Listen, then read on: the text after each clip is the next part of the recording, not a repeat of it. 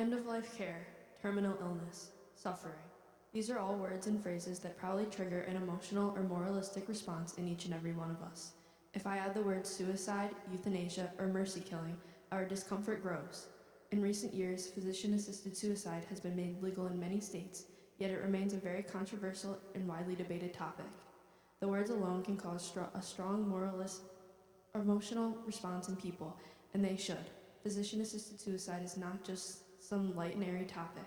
It is actually life and death, and while the topic makes us uncomfortable, it shouldn't scare us away. Physician-assisted suicide should be an available choice for those who suffer from terminal illnesses. It is a humane, compassionate option for those people in their most difficult hours. One big argument that people who oppose physician-assisted suicide make is that it is the same thing as euthanasia, but there is a very big difference between the two. The official definitions are physician-assisted suicide, suicide by a patient facilitated by means such as a drug prescription or by information such as an indication of a lethal dosage, provided by a physician aware of the patient's intent. This means the patient has to be able to ingest the drugs themselves, unlike euthanasia, which is defined as the act or practice of killing or permitting the death of a hopelessly sick or injured individual, such as a person or domestic animal, in a relatively painless way for reasons of mercy, which doesn't have to be the choice of the patient. It could just be the decision made by a caregiver to end a life, which is a very different thing from the previously mentioned term. Physician-assisted suicide is legal in 8 states, including California, Colorado, Hawaii, Maine, New Jersey, Oregon, Vermont, and Washington, plus the District of Columbia, and several other countries.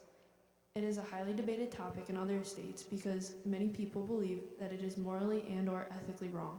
But the way I see it is that I don't think we can be the judge of other people's lives like this, at least not in this way, not if they have reached the point where they see this as their only option left. There's a very thorough process for how people get approved for the prescription of a life-ending drug. There are four rules. Number 1, the patient has to be a resident of one of the states where physician-assisted dying is legal.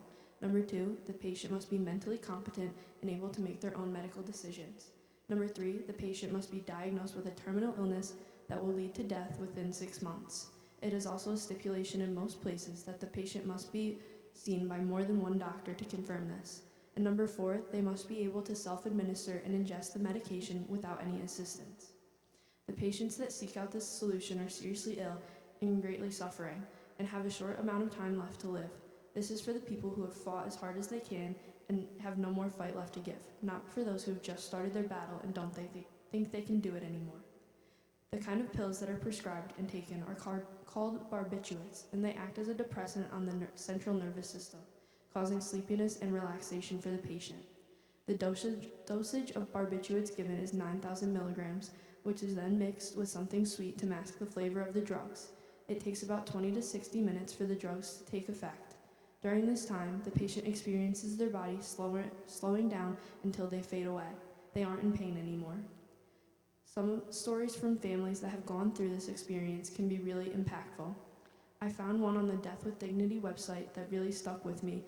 It's the story of Giovanna Griffin. She died painfully of lung cancer in 2019 after a 2-year battle. During this time, her children tried to take care of her the best they could, but there was still some things they couldn't do for her. Throughout her last couple of weeks, she suffered very much, even with the help of hospice workers. Her family couldn't do anything at this point. At the time of her death, her state didn't have a death with dignity law, which could have allowed her to pass in the way that she wanted to, and now her family has to live with the guilt of not being able to allow her the death she asked for. It's stories like these that make physician-assisted suicide seem like a more compassionate option. Here are some statistics from Oregon in 2019. In the year 2019, 212 physicians wrote prescriptions for 290 people who qualified for physician-assisted suicide.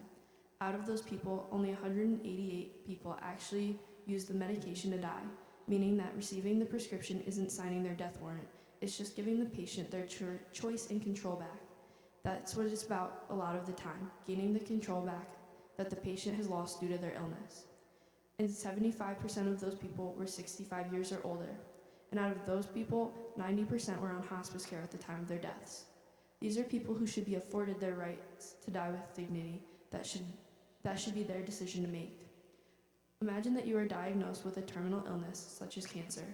You have gone into remission a couple times, but after each it just comes back worse, and you have fought so hard and given it everything you have. No more fighting is going to work this time, and the doctors are saying it's just going to be a slow, painful death. If it were you going through all of this pain, would you just sit back and let that happen? If you had an option at that point to end things in a more humane way, would you? It should be the choice of the patient. It's their body and life, and it should be their choice. More states should legalize physician-assisted dying and give those terminally ill patients some control back over their lives.